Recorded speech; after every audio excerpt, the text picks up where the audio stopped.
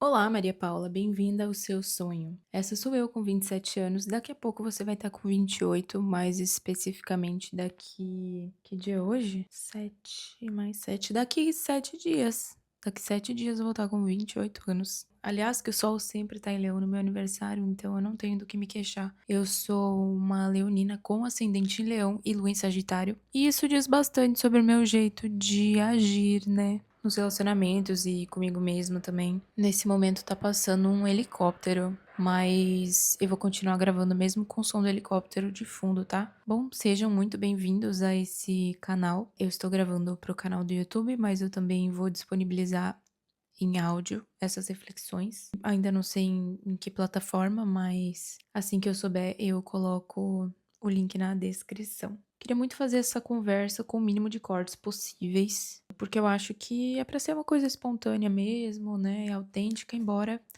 sempre com um pensamento no que se fala, né? Antes que eu comece a explicar alguma coisa sobre esse vídeo e sobre a situação em si, o tema que eu queria trazer primeiro é sobre justificativas, antes mesmo de que eu comece a explicar alguma coisa, porque eu tenho uma tendência a explicar as coisas. O pai Damião, ele costuma dizer pra gente não cair na armadilha da justificativa.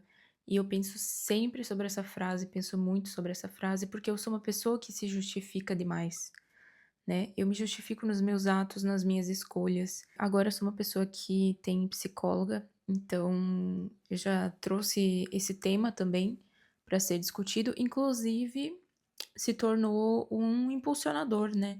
Para eu estar aqui fazendo esse conteúdo que eu tô fazendo. Uma vez que, além de ter sido, olha, eu me justificando, né? Além de ter sido um desejo interno meu há muito tempo, se eu for puxar na minha memória, desde criança eu gravo vídeos, né? Desde criança mesmo, assim.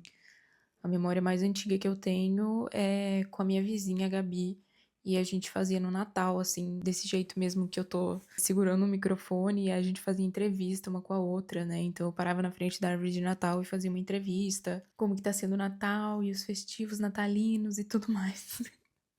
Então é uma coisa que eu gosto de fazer desde criança, eu gosto de me comunicar.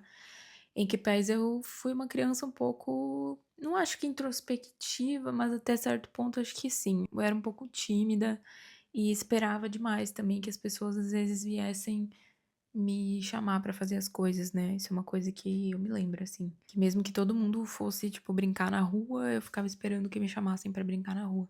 Bom, tudo isso pra dizer que eu parei de arrumar justificativa pra fazer aquilo que eu tenho vontade, pra realizar os meus sonhos, pra ir em busca de quem eu sou, do que eu verdadeiramente gosto e assumir. Então eu trouxe dentro desse tópico da justificativa algumas coisas que me chamaram a atenção, como por que que eu me justifico? Por que que eu vou em busca da justificativa, afinal? Por vezes temos um desejo de aprovação, ou pelo menos uma preocupação com ser rejeitado, né, de alguma forma. É natural que a gente se expresse de maneiras diferentes, afinal somos pessoas diferentes, com experiências diferentes, e isso é uma coisa também que eu fui perceber me relacionando com pessoas que são totalmente opostas a mim, aprender a escutar o outro e ver que o outro não tem a mesma base que eu, seja espiritual, familiar, profissional, e tá tudo certo, mas compreender isso às vezes é um pouco frustrante, né? De que forma que eu quero ser aceito se eu não consigo aceitar o outro dentro da completude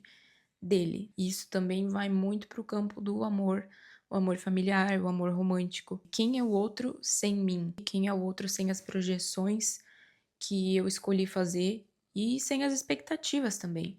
Isso vai falar muito sobre os limites que eu respeito do outro e os limites que eu coloco de mim mesma, quais são as coisas que eu não abro mão. Então a justificativa, ela mora muito nesse lugar pra mim de abrir mão de coisas que eu não abro mão, entende? O autoconhecimento, evidentemente, ele é a chave pra compreender essas coisas, né? Pra conseguir saber. Nem que seja na minha cabeça, assim, uma lista de coisas, né? Essas são as coisas que eu não abro mão. Não é tão simples assim, porque eu acredito que vai depender muito da rotina e da nossa história. E por isso eu estou falando de limites. Eu preciso conhecer os meus limites antes de apresentar eles para o outro. Eu preciso entender quais são os pilares da minha existência. Dentro das coisas que eu não abro mão, eu tenho que perceber qual é a minha autenticidade. Eu sou uma pessoa autêntica? O que é ser autêntico pra mim? Porque é uma palavra que a gente pode até admirar, né? Ah, tal pessoa é tão autêntica, tão confiante de si, se conhece tão bem, sabe das suas escolhas. Eu, particularmente, admiro muito pessoas que não necessariamente agradam, mas que têm coragem de desagradar. E não de uma forma rebelde, de uma forma reativa ou contraditória, mas porque aquilo é natural para a pessoa. É natural que você não faça aquilo que você não quer fazer. É natural que você saiba dizer não. É natural que você possa escolher por si as coisas que são interessantes ou não, né? E por vezes a gente faz o contrário. Eu já me peguei várias vezes fazendo o contrário, silenciando, consentindo, dizendo sim para coisas que eu não queria, mas que fiquei com medo de desagradar outra pessoa. Fiquei preocupada em performar uma pessoa agradável, de repente. E o quanto isso custa ao longo do tempo, o esforço colocado em cima do autoconhecimento, o tempo perdido com o autoconhecimento, se não for para realmente fazer valer do início ao fim aquilo que eu estou me comprometendo a aprender comigo mesma.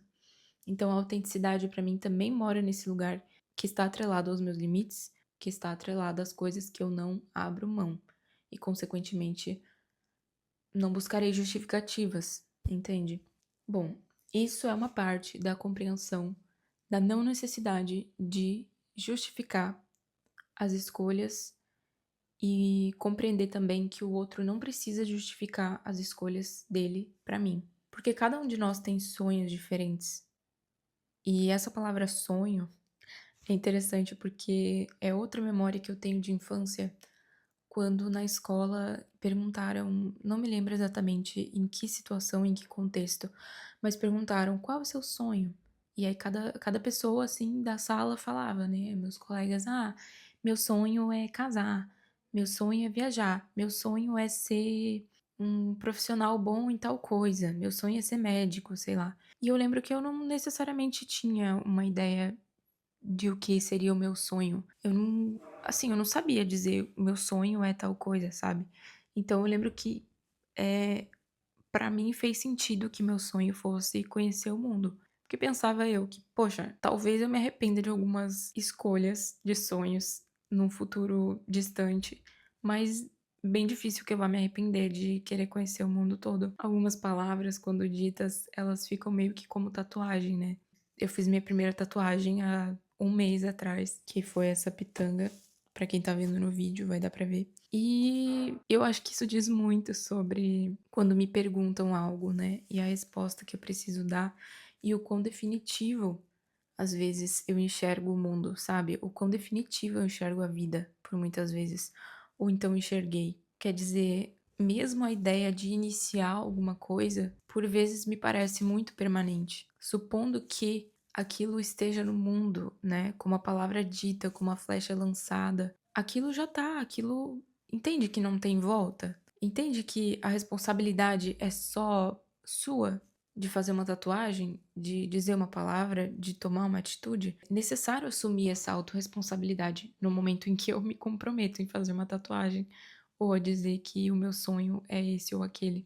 Voltando para a justificativa, eu não acho que esteja totalmente equivocada de pensar dessa forma, de que as coisas se tornam tão permanentes, mas elas se tornam tão permanentes para mim. Nesse aspecto de compreensão da vida, eu me lembro muito da irrelevância, a irrelevância da gente individualmente, que é uma irrelevância gigantesca, porque o mundo é enorme, existem 8 bilhões de pessoas e problemas verdadeiros, situações verdadeiras, pessoas enfrentando momentos muito particulares, delicados, sensíveis e cruéis, né?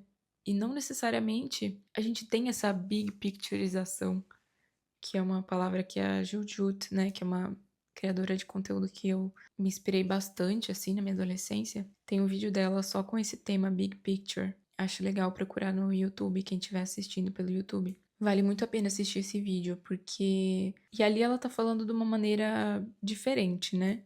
O contrário do que eu tô dizendo. Mas quando a gente vê só o nosso umbigo, só aquilo que eu tô vivenciando na minha vida, Se eu tô postando um vídeo, se eu tô numa roda e me pedem pra tocar violão e eu preciso decidir se eu vou tocar o violão porque as pessoas querem ouvir a música, ou se eu vou me prender à vergonha e não vou vivenciar aquilo porque eu acho que as pessoas querem me ver tocando a música. Então são reflexões assim que me fazem perceber que às vezes a gente dá importância demais à justificativa, ao porquê. E isso tem uma capacidade gigantesca de congelar o tempo e de congelar os nossos sonhos e de que a gente não faça uma tatuagem também.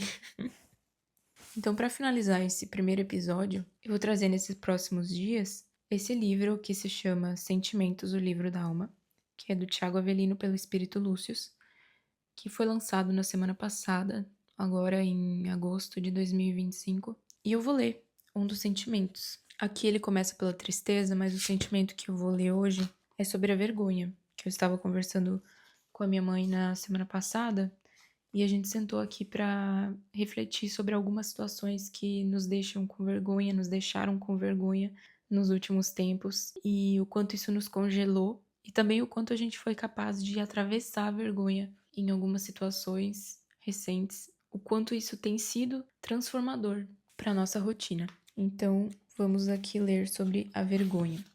A vergonha é um sentimento que fere profundamente a alma de quem a sente, e ao mesmo tempo revela muito aos olhos dos outros. Há quem diga que, depois de sentir vergonha várias vezes, o indivíduo perde o senso crítico e começa a agir sem a menor noção do certo e do errado. Porém, na verdade, a vergonha também pode ser uma grande mestra, quando bem compreendida e transmutada. Ela pode chegar de várias formas. Após uma atitude reprovada pela sociedade, depois de palavras impensadas que ferem e não encontram acolhida, durante um momento em que se cala diante de uma verdade necessária, ou quando se diz algo que não corresponde à realidade apenas para manter aparências. A vergonha pode surgir quando alguém deixa de ajudar um amigo verdadeiro, quando arrecada algo em nome da coletividade e o desvia para benefício próprio, quando mente sobre o que sabe ou sobre quem é, quando se apresenta como forte, mas desmorona ao menor sopro da vida. Se você parar por um instante para refletir sobre as vergonhas que já sentiu ou que causou, perceberá que esse sentimento tem poder de transformação. Sim, a vergonha paralisa, faz com que muitos não queiram sair de casa, evitem encontros, baixem os olhos. Ela se instala na mente e no peito como um peso que sufoca e impede o ser de florescer. Quantos evitam o olhar dos outros por estarem aprisionados em suas próprias culpas? A vergonha, não raro, é parceira de atitudes reprováveis, que, mesmo ocultas, deixam marcas no semblante e no comportamento. Existem também aqueles que se dizem envergonhados desde a infância, recolhidos nos cantos, silenciosos nas rodas de conversa, retraídos a ponto de não expressarem suas opiniões nem quando solicitados. Essa forma de agir, frequentemente, é fruto de traumas ou de vivências em que se sentiram expostos, julgados ou rejeitados. Nesses casos, a vergonha vira um escudo, uma couraça que protege, mas também aprisiona. E como toda prisão, mais cedo ou mais tarde, provocará uma explosão. Ninguém nasce envergonhado, mas sim condicionado a agir assim por medos não curados, por dores não ditas, por experiências mal digeridas. A vergonha pode até parecer um refúgio seguro, mas não é. Ela é sintoma de algo mais profundo, algo que precisa ser olhado com coragem e compaixão. E aqui está o convite: olhe para si com verdade. Reconheça os sentimentos que o fazem calar, que o fazem encolher. Encontre a origem da vergonha e transforme-a em aprendizado. Nos tempos atuais, a vergonha tem se alastrado como uma sombra silenciosa. Muitos preferem viver escondidos atrás de muros emocionais, protegendo seu ego e suas dores da exposição. Mas a vida exige presença, transparência e entrega. A exposição ao mundo é inevitável e deve ser feita com inteligência, não com medo. Abrir-se não significa se despir de toda proteção, mas aprender a mostrar-se com autenticidade e discernimento. Sim, a vergonha pode estar na moda, mas isso não a torna saudável. Com frequência, aqueles que mais se dizem envergonhados são os que mais precisam se conectar consigo, entender suas forças e acolher suas fragilidades. Vencer a vergonha é um ato de amor próprio. É o primeiro passo rumo à liberdade emocional e espiritual. Portanto, observe: o que a vergonha quer lhe ensinar? Qual parte de si ainda não foi perdoada, compreendida ou amada? A vergonha não precisa ser eliminada com violência, mas conduzida com sabedoria. Ela deve ocupar um lugar correto dentro da sua estrutura emocional, um lugar de passagem, não de permanência. A vigilância sobre esse sentimento é característica dos que desejam a elevação espiritual e a serenidade do saber profundo, que ainda há de florescer. Transforme a vergonha em luz. Permita-se ser quem você é, com verdade, com coragem, com amor. Particularmente quando ele fala que vencer a vergonha é um ato de amor próprio e que é o primeiro passo rumo à liberdade emocional e espiritual, me emociona profundamente. Quando eu li a primeira vez, eu não consegui não chorar. O que a vergonha quer lhe ensinar e como a gente não tem que arrancar ela de uma forma agressiva, mas compreender o que a gente ainda não perdoou. Cara, acho que fala por si só. Esse livro é maravilhoso. Lúcius é maravilhoso. Tiago é extremamente atencioso nos detalhes, acolhedor nas palavras, realmente toca profundamente. E esse tema de sentimentos é algo que pra mim sempre fez sentido. Eu gosto muito de falar sobre o que eu tô sentindo, de conversar isso com as pessoas com as quais eu estou me relacionando. Gosto de falar de sentimentos, sou uma pessoa sentimental nesse aspecto. Eu tô começando a ter interesse novamente pelo estudo. Esse livro dos sentimentos, junto com o livro Respostas que Curam, tem sido dois livros que estão me fazendo ter vontade de estudar novamente. E isso pra mim toca também num lugar da infância. Me faz lembrar por que antes eu não tinha interesse dessa forma de estudar, com o que eu tô me conectando agora, o que o autoconhecimento tem a ver com tudo isso, o que me desprender de algumas amarras da vergonha tem a ver com tudo isso. Então, eu recomendo bastante e convido você para que esteja aqui comigo, refletindo sobre coisas da vida, sobre sentimentos, também sobre coisas fúteis às vezes, mas sempre de uma maneira verdadeira.